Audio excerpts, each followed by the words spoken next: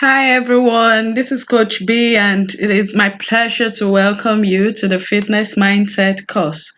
This course is for ladies who want to finally get a hold of the fitness journey. You want to lose weight.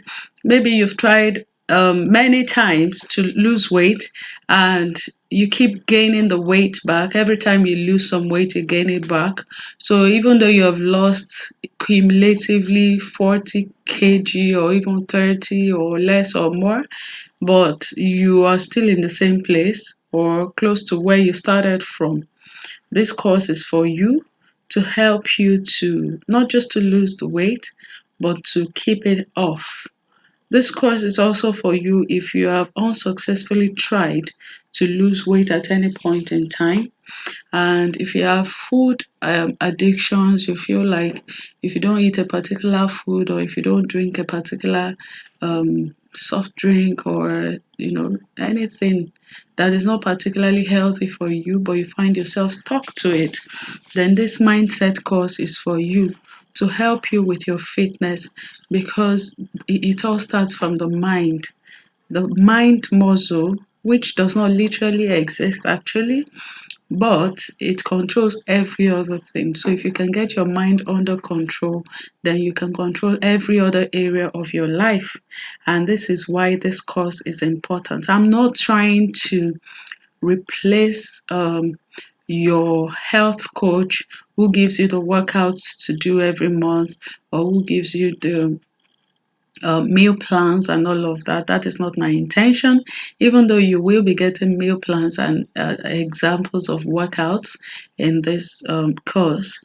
But it is not my intention to replace your gym membership or to tell you to come to me instead of going to the gym. No, that is not my intention. The intention behind this course is to help you figure out why you do the things you do, how your patterns, your habits are formed, and to help you discover which ones of your habits are not helpful, are not good for you, and then to help you to overcome them so that you can use your gym membership more effectively, so that even though you pay for 1 year subscription, you won't stop going to the gym after 3 weeks of going there, and so that you can be much more effective with your weight loss communities and all of that, and so that a healthy lifestyle can be your default because of all the benefits that it offers in the long run. And we will be discussing some of those benefits as we go on. It will only be fair for people who don't know me for me to at least tell you a little bit of myself. um, my name is Bukola Ogunwale, and my friends call me Coach B. I am into fitness. For the purpose of this course, I am a fitness coach, a fitness mindset coach. So even though you don't see me trying to teach you how to do jumping jacks, I will if I have to, but I will help you with what goes on in your brain, what goes on in your mind, so that when you finally lift a weight, you will be doing it intentionally, you'll be doing it mindfully, and you'll be doing it again and again. And same thing for what goes into your mouth, you will monitor it, you will start to pay attention to it because you have taken this course. Now, these three pictures are yours truly. And sometimes ladies are afraid of lifting weight, of going to the gym, of doing intense workouts because they don't want to look muscular. But that's one of the myths. As we go on in this course, I'm going to be breaking some myths. That's one of the myths that I'll be breaking for you today. That because you look like this, all muscular, as in the first picture, because you look like this does not mean that you won't look like this. And because you look like this third picture doesn't mean that you won't look like this second picture. That I took all three pictures at about the same period, and yeah, it is me. So you can look beautiful, you can look feminine, you can look well put together, and you can still crush your fitness goals and be the best of you that there can be. So my foray into fitness started, I think, in 2014. My personal journey actually started in 2011. This first picture was after I had my son, my first son, and this was just after 3 months after I had him. I was big everywhere. I was, just big. Postpartum weight gain. And of course, I didn't monitor what I was eating while I was pregnant as well. So that contributed to it. And the picture right beside it was taken in 2014, just after we opened our fitness gym. And I'm just showing you my transformation in pictures that you could be at any stage in your fitness journey now. You could be big and you're trying to lose weight, and it is possible. And same thing for this picture here. This second picture was after I had my second son.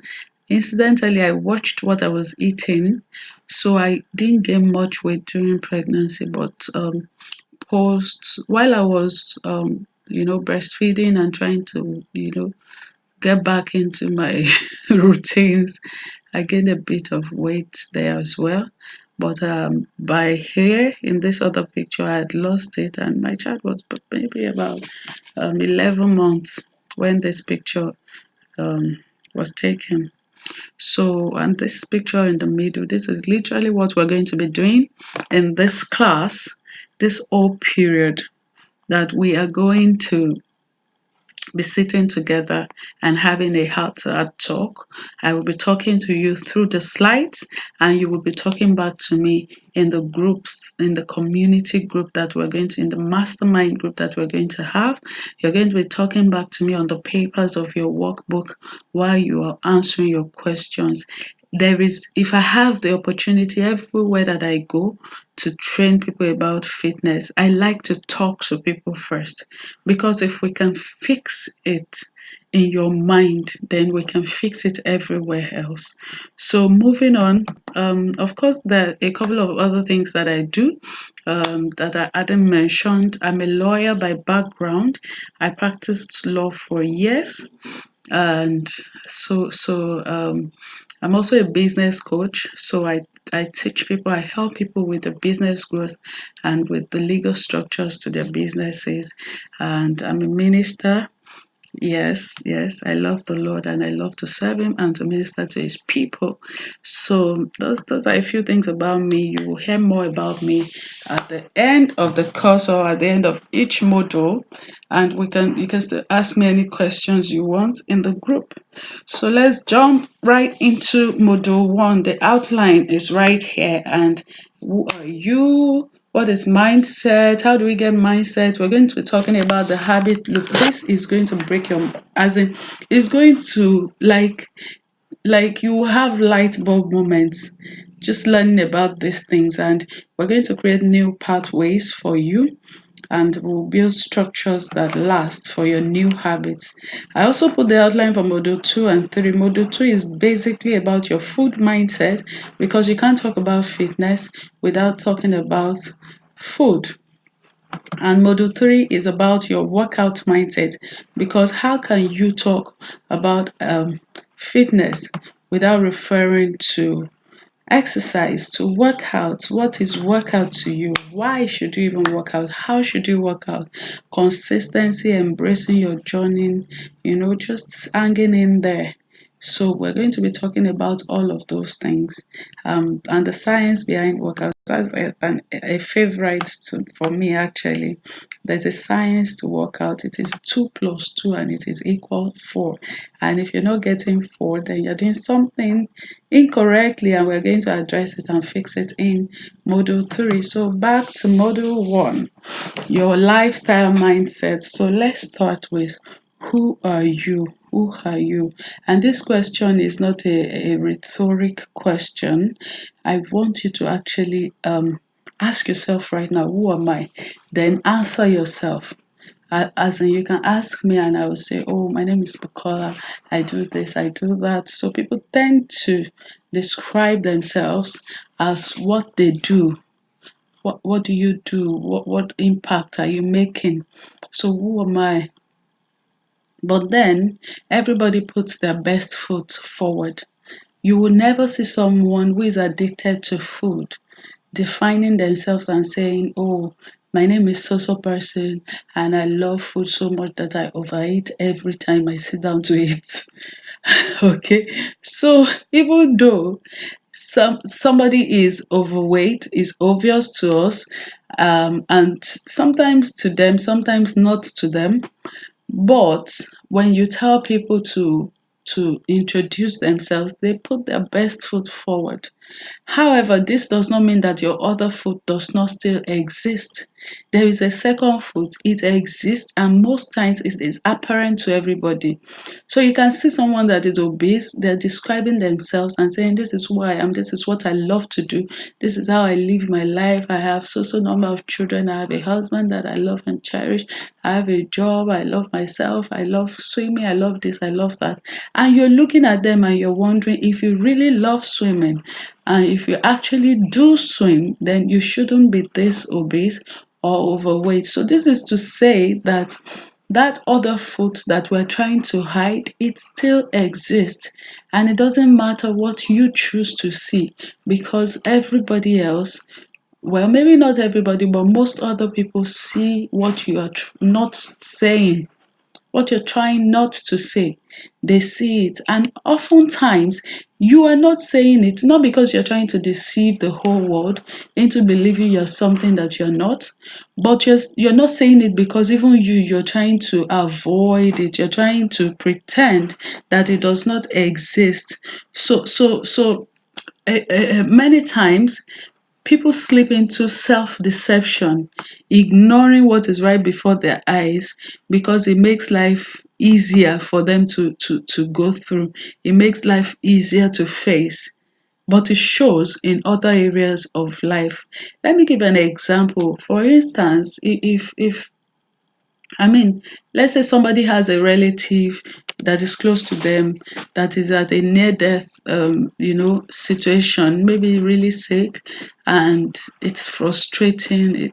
It's just frustrating. It's saddening, and you don't know what to do. And it puts a lot of pressure on you, on your finances, on your time, on your emotions. It puts a lot of pressure on you, and you are trying to just wing it and get by and just be okay and live with what life has given you. I'm saying to you that in as much as you're trying to survive despite the challenges, it shows up in other areas of your life.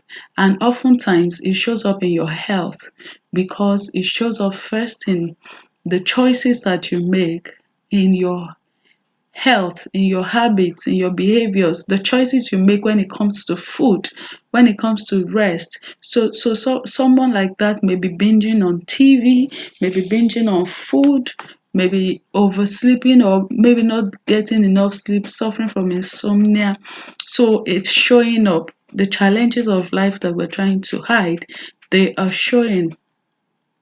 And why this is important is because you are what you think more than what you say. So I may say, "Oh, life is great. I'm in a great place. This, that, that."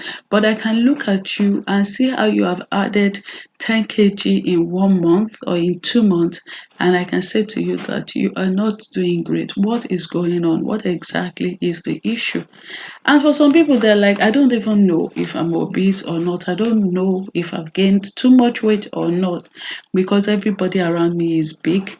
So if you check your body, if you check your body weight, and 1/3 of your body is made up of fat, like if your body is 100 kg and your body fat is 35% of that, then you are obese and you're not being a good steward of the body that God gave you.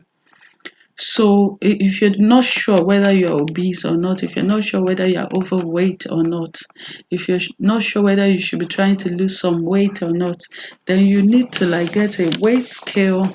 And these days they do those beautiful ones, those really intelligent weight scales that can tell you the percentage of your body fat, your body muscles, your body, the water in your body. They can help you to break everything down and say this is what your body is composed of. And if one third of that is fat, then you need to start working on your body. And when we talked about the excuses, the reasons why we gain weight, the reasons why we make bad choices, they are genuine. Those excuses are genuine. Your reasons are actually genuine. Sometimes because they are really there. Like if somebody in a family is sick, or a person is going through a dry period, like maybe they don't have a job, they don't have money, it is genuine. That reason is genuine. And then there are some other reasons that are not true, but they're still genuine because the person who is thinking them believes them. So if I, for instance, I'm thinking that, oh, life is this, life is that, life is tough. Um, when will I get a break? And if I don't try to see the good in my life, and I start to feel like life is not great, and if that is my reason for binging or for starting to overeat, then it is a genuine reason because I believe it and it is impacting my behavior. So in this class, we are going to dig to the root of our reasons. Because whether you like it or not, somebody else may hear that reason and say, what do you mean? Your life is great. But because you believe that thing yourself, then we have to examine it and maybe help you see that it is not true. And where it is actually true, to help you see that life can go on, life can still be great regardless, that you can still make do with what you have, and that when life gives you lemons, you make lemonade out of it. So in this class, as we progress, you must be ready. You must be ready to change things. You must be ready to make a difference. You must be ready to want to see a difference. That's why the challenges, whether they are real or they're imagined. And it is because successful people, they find a way forward, despite whatever challenges that they're going through. They don't sit down there and mope. They find a way forward. So let's talk about this thing called mindset. Your mindset is how you think about something, how you think about a particular issue, how you think. Mindset. Your mind is set, like your mind is made up. When you say my mind is made up, I've taken a decision. I'm not changing my mind. I'm not changing my mind. I've taken a decision. That's like mindset. Like nothing can move you from that spot except God. But there are a lot of mindsets that will be shifting in this class. We're going to be moving things around. You're going to be changing your mind on a lot of things because you are in this class. And why are mindsets important? It is because they inform the way you act on that particular area of life. If you say a lady, and she's beautiful, but because of maybe childhood experiences or what somebody has said, she never believes that she's beautiful. Forget it oh. Everybody can be looking at her and saying, oh wow, I wish I looked like this lady. And if she has a mindset that she's not beautiful, or that her nose is too long, or her lips are too big, she's going to believe that thing until a miracle happens, or she comes to a class like this and she's like, look, my nose is fine the way it is. I love it and I'm going to enjoy my face and enjoy my life. So one other thing you need to know about mindset is that they are reached subconsciously. So it's not that that lady sat down one day and started to analyze her body parts and say, my eyes are perfect, but my nose is too big and it makes me ugly. She didn't sit down one day and reach that conclusion. It was reached subconsciously. Maybe somebody said something to abuse her. The person might not even have meant it, They might have said it because they're fighting or they are mean and, or trying to bully her. And then on her way home that day as a child, she started to think about what they have said. She started to roll it to this way, that way in her mind, starts to consider, is it really true that my nose is long? She starts to check it out, to look in the mirror, to check other people's noses out. And over time, before you know it, in her subconscious, she believes that thing, and the moment she believes it, a mindset is in place. A mindset is in place. And the only way that she will know that she has a mindset is the results that she starts seeing in her life. So they're saying everybody should come and compete for Miss World or Miss Beautiful, or they're trying to choose who will be on the company's poster, or the model that they will use for this, or the person that will represent the office at so place. Or she even has a clothing line herself, but she can't use herself as a model because she has believed subconsciously over the years that her nose is too big, so she's not beautiful. And she has formed a mindset that is the result is that she draws back when there are opportunities that she should take. So it is in the result that a person will realize, or the people around you will realize, that you have a mindset about a particular thing. If somebody has a mindset about food, because maybe when they were growing up, food was scarce and they never got to eat what they loved. And then they've grown up now, they have, you know, they have money to buy whatever they want. And before you know it, they may start overeating because that scarcity mindset kicks in and they're like, food is scarce, oh boy, eat everything that you can find when you can find it. So even though they know that they have a whole bag of rice in the store, in the pantry, when they cook rice, you find them going back for second helpings, you find them going back for third helpings. You find them finishing everything on their plates because food should not be wasted. That's what they were taught when they were young. So people turn themselves into trash cans, into garbage bags because food must not be wasted. So you don't want to waste it, but you pour it into your own body. So we will talk about food extensively when we get to the food mindset model.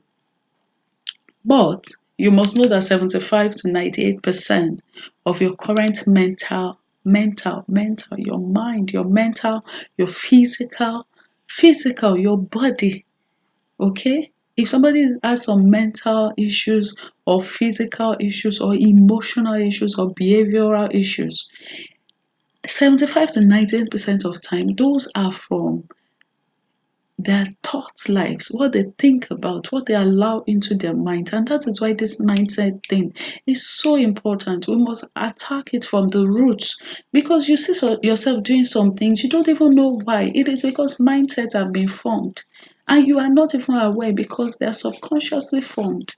But I'm running ahead of myself. Let me slow down because we'll still get to the slides where we break down how mindsets are really formed. So you can have a positive mindset about fitness or any other area of life.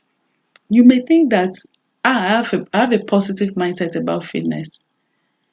You may think that, okay? Like it is possible for you to believe that you have a positive mindset about fitness or any other area of life and to know that this is the right mindset I should have.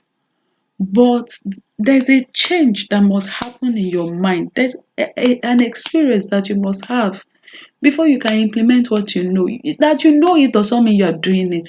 I mean, how many times have you eaten cake knowing that you're eating empty calories? How many times have you binged on food? How many times have you skipped your workout? How many times have you been lazy? Yet you know the right thing to do. So you must be ready to actually change things. You must be ready that forget everything I know.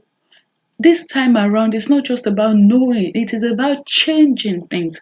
And it is not just about changing the results. So somebody that does not address the roots of why they are lazy when it comes to workouts, when it comes to fitness, if they don't address the roots and they just go to a fitness class and they start saying, oh, I have made a decision. I will go to the gym 3 times a week. I will go to the gym 4 times a week. They can go for 1 week or 2 weeks, but before you know it, they are back to square one because they're attacking the branches, the leaves of the tree when they should have dug down to the roots of it. And that is what we're going to be doing in this class. We're going to be digging down to the roots of everything, everything. So how are mindsets formed? How do you get mindset?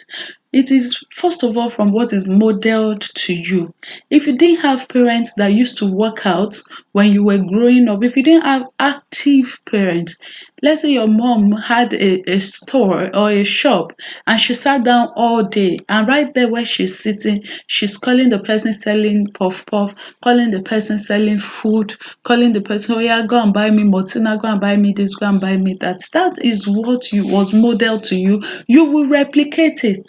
Your own shop may be in the office, but guess what? You're going to send them to buy you this, buy you that, and you're going to sit on the spot and be consuming calories without exercising.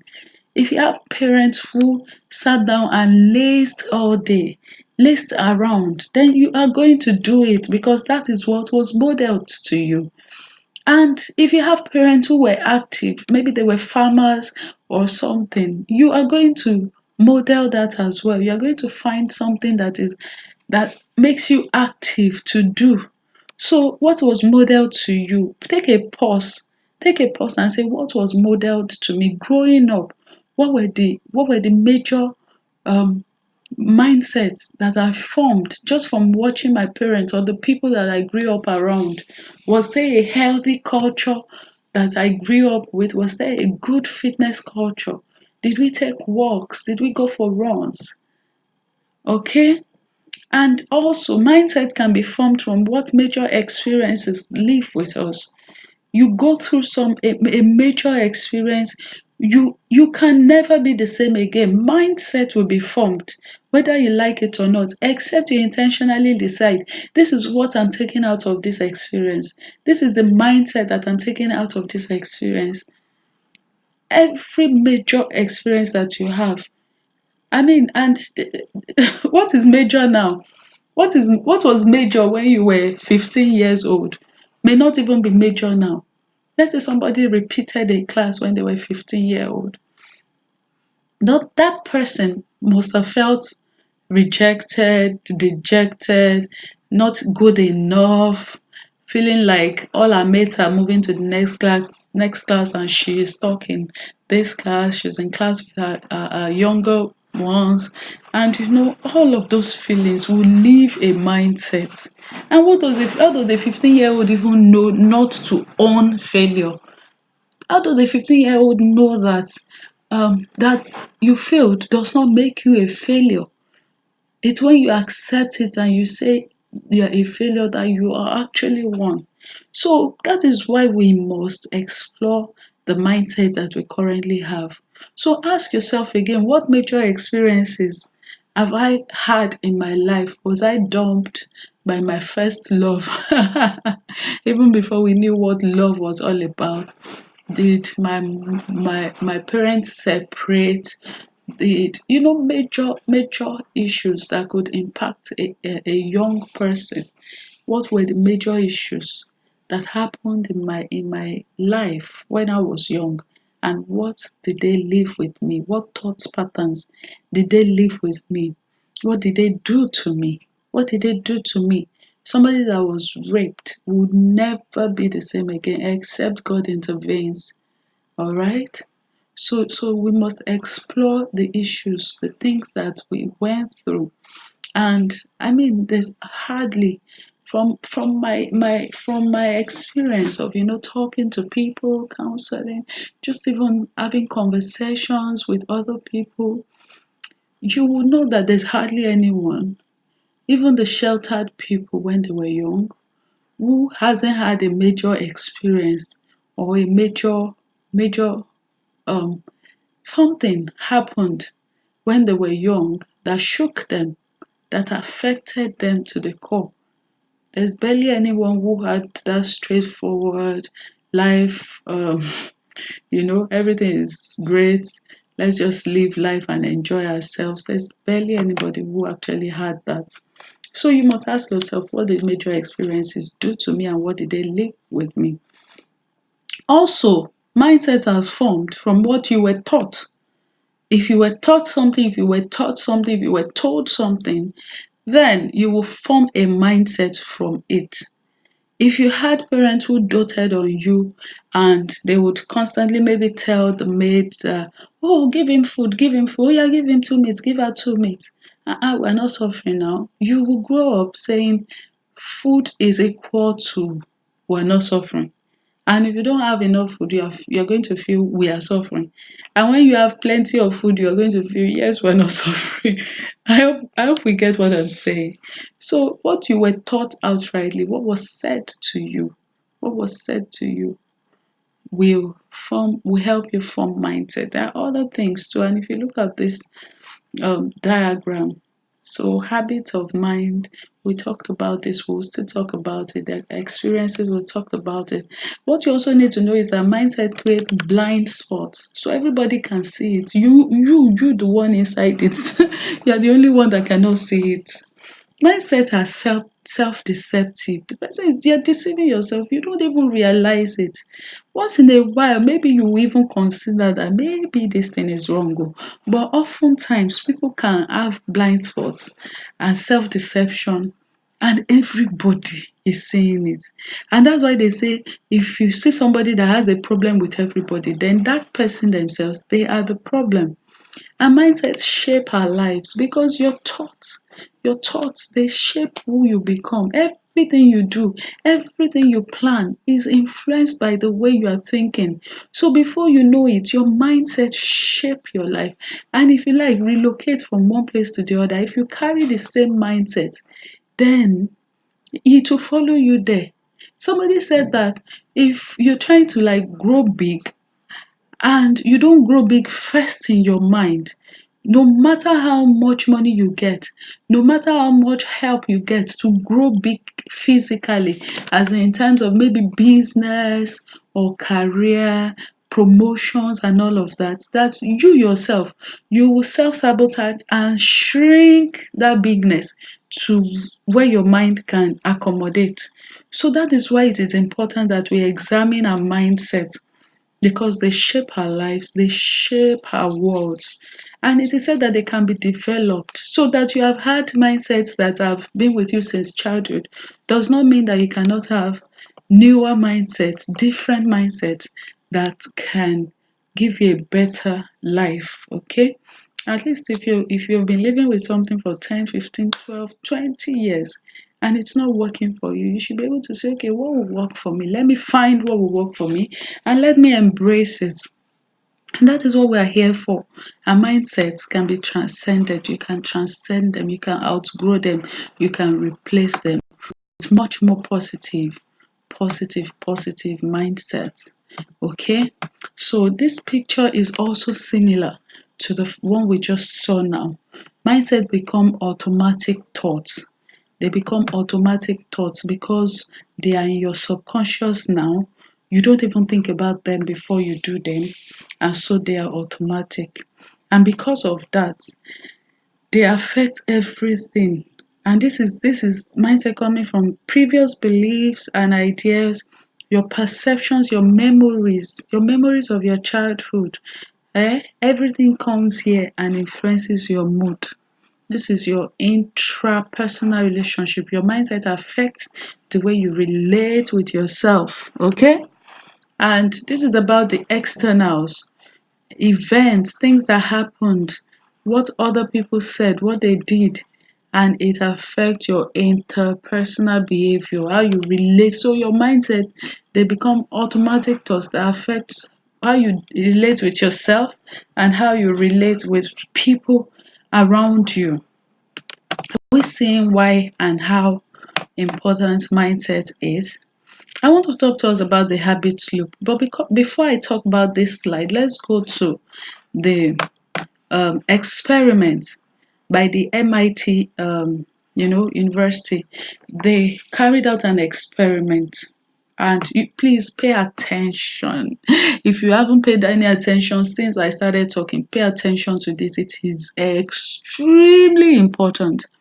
So they carried out this study, experiment on a rat. And what they did, let me use the pointer so you can see it well. So this rat was a live rat that they carried out an experiment on.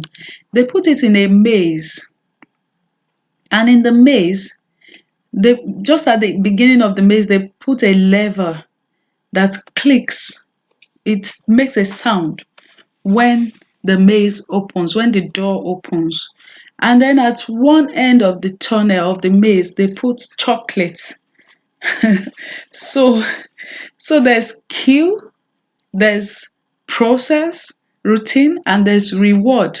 So the reward at the end of this maze, the reward at the end of the tunnel for this rat is this chocolate.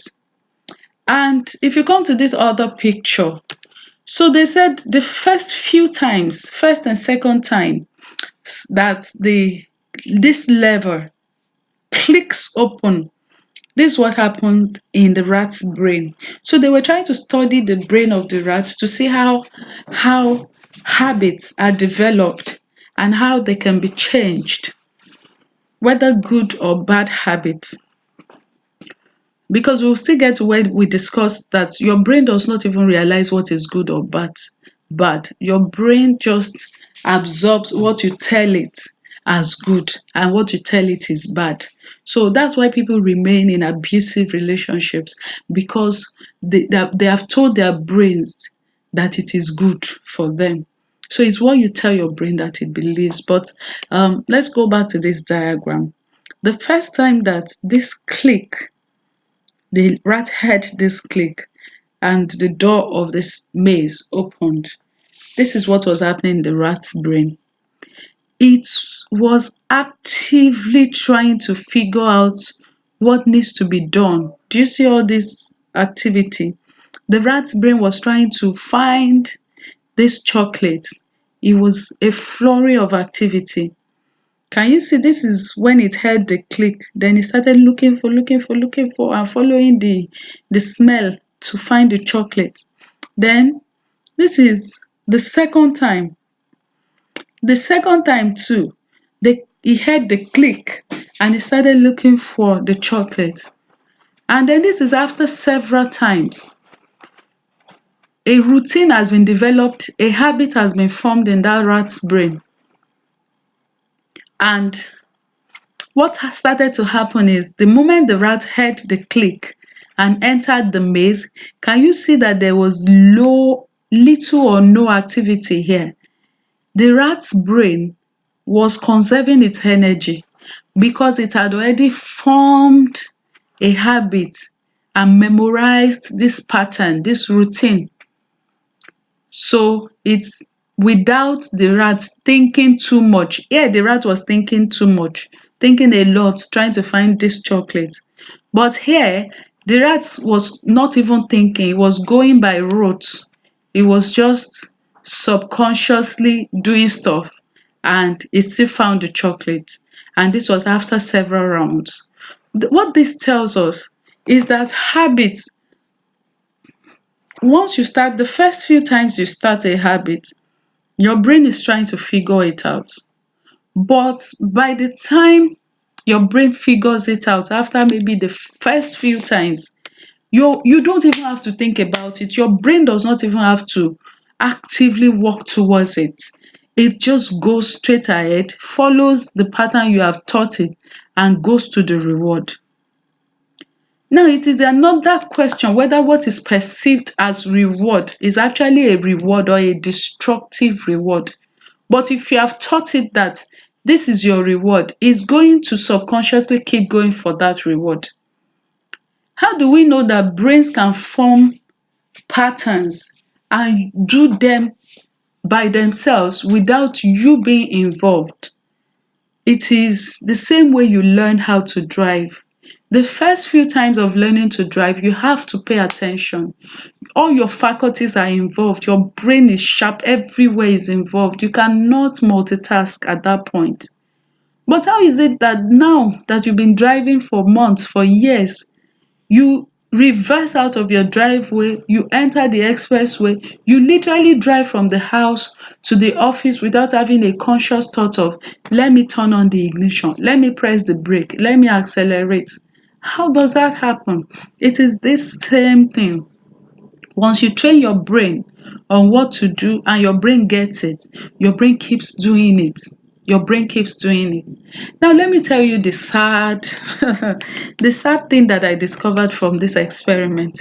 It is also that you see, once this rat knew that this reward was waiting at the end of the tunnel, it was ready to endure anything and everything. So at a point, the scientists, they removed this chocolate. The rat went in, they clicked the lever open. The rat went in, didn't find anything, came back, did it a couple of days. Then it stopped going to the maze every time it heard the click because it had been trained, it retrained itself to believe that there's no chocolate again, and it was not smelling the chocolate. So it stopped looking for it. So what this tells us is you can retrain your mind. You can get your mind back and say, no, can we change what we believe and try to believe something that is better for us? Going on from there, you see this part that I'm pointing at. The scientists, they started to put like shocking, I don't know what to call it, like shocks, something that will shock the rat and make it feel sick. They put it somewhere here. But guess what? Because the rat was still knowing and smelling the chocolate, it will endure this shock multiple times just to get to the chocolate. So sometimes sef, you know that something is not good for you, it makes you feel sick afterwards. But because your brain has been processed to expect some kind of reward, that you have taught it that it's positive, then you endure all of that shock and go to the reward. Then the scientists, they poisoned this chocolate and the rat ate it and felt very sick. But guess what? The very next time they clicked this thing open, the rat hurried inside again, almost as if it could not control itself. Because at that point, its brain had taken over the control, doing what it taught it to do. There's a lot to learn from this experiment, and we're going to break it down. And it is that one of it is that in as much as you love to believe that you are in charge of your daily activities, it is not 100% true. Some of the things you do, you are not in control of them. What is in control of them is what you have pre-programmed into your life. And we talked about the different ways that we develop mindset.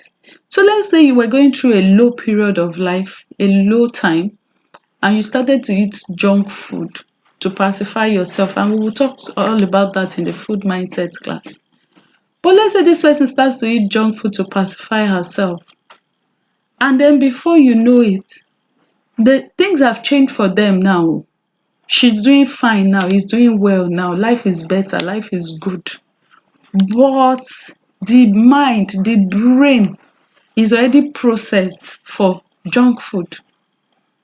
Let's say for instance, okay, I'm jumping ahead of myself again. But the mind is conditioned already. So even though things have changed, your life is great now. If that person does not pay attention and change things, actively change the mind and reprogram it, then that person is still going to be eating those junk food, eating those junk food and just doing the wrong things. Some of your daily actions are automated by your brain. A woman, for instance, who goes to drop off her children in school, But for some reason, I don't understand why, because I believe that if it is a worthy, I mean, it is a season of life that you should enjoy as well. But some people don't enjoy that season of life. They feel that all their friends are doing well. And that's also a mindset that should be demolished, debunked. So this lady, she feels that, oh, all her friends are doing well. She's here, just dropping off her children in the school and going back home to do full housewife. And she starts to get sad about it, get depressed about it. And so on her way back from school, from dropping off the children, maybe there's a fast food joint or there's a bakery. Then she starts, just one day she tells herself, "Oh, let me branch and eat cake, abeg, I can't keep myself." She doesn't know that what she's actually doing is that she's killing herself. So she branches. The first week she branched once, second week once, third week twice, fourth week thrice. Before you know it, she won't even know when she drives into that bakery every day. As soon as she drops off her children, her brain starts to anticipate what she would, the reward, the so-called reward that she will get from junk food. And she will subconsciously drive to that place and buy that thing and eat it again. But is it really a reward? Because before you know it, she's adding a kg, 2 kg, 3 kg, but she can't control herself because she has automated that process into her brain. You have programmed cues. She has programmed cues into her brain that this is what it should do. So the moment she drops off the children, she enters the car, she finds herself alone. That is the cue. She will hear the click of that maze, and that maze will just tell her that you are all alone. Oh yeah, go home now, you're all alone. And that is her cue for going to look for junk food to satiate herself. Okay? So that signboard to the cookie shop, she sees it and the light bulb goes on again in her brain. And then she takes the action to go and buy. And she starts to feel good. We're going to talk about hormones, hopefully in this model. How our hormones kick in and how they make us do stuff. And how if we program them to and teach them what to enjoy and what not to enjoy, they can make or mar us. Okay? The problem with what this lady is doing is that she's creating cravings, and cravings lead to addiction. So in her mind, the first time she just wants one cookie, she just wants one, chicken. But before you know it, she's eating two, she's eating 10. And like addictions do, if one used to satisfy you before, now you have to eat 10, you have to eat 20 to be satisfied. And if you've ever seen anybody who have finished a loaf of bread alone, then they know what I'm talking about. All right? And we will still talk about all of these things in the food mindset, the nutrition mindset model. So we all agree that there's a habit loop, and this is what it looks like. There's a cue, there's a cue, and that is the click that rat heard. Then when you hear the cue, you jump into a routine. You do that routine and you get your reward and create a craving. So you have to do it again and again and again. And it becomes a subconscious habit that even you don't realize when you start doing it. And before you know it, you can't help it. You feel powerless against it. You feel powerless against it. So if things are really like this, then what hope do we have as people? Because this is almost as if somebody is powerless to resist all of this stuff. So what is the hope? But before we talk about the hope, let's talk a bit more about the habit loop. Like I said, the brain does not know what is a good reward or what is a bad one. Because the very same hormone is released when you accomplish a huge task and when you eat a huge box of chocolate. If you run the marathon, you run a marathon, you win the medal, everybody's clapping for you, your body release the feel good hormone and you are ecstatic. But guess what? This same feel good hormone is what the body releases, is what your brain releases into your body, is what the neurotransmitters that your brain and your guts release when you eat a huge box of chocolate or you binge watch your favorite TV show. Okay? So here's what I'm saying. Our bodies have neurotransmitters in our brain, and some of them are in our guts, they're in your tummy. And for instance, dopamine is 90% in your guts and 10% in your brain. So you have to teach your body what is good, your brain, what is good and what is bad. Because if every time you eat a bar of chocolate, you roll your eyes and you're like, yummy. Ah, gosh, I enjoyed that so much. You are training your brain that is what your feel good hormone, your dopamine should be released alongside. And so that is what it starts to do. And every time you're feeling down, your brain starts craving a box of chocolate so that it can release the feel good hormone. It is tough to change what is already programmed, but it is not impossible. But the first thing is, I must be truthful to myself. What things have I processed into my brain? When I come back from work tired, stressed out, exhausted, what have I trained my brain to see as the what will make it feel good?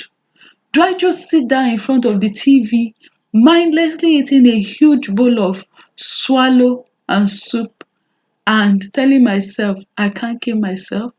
Because that is what my brain will start to process and say every time you have this bowl of huge food in front of you, then your feel good hormones are released and you can finally feel good after a stressful day.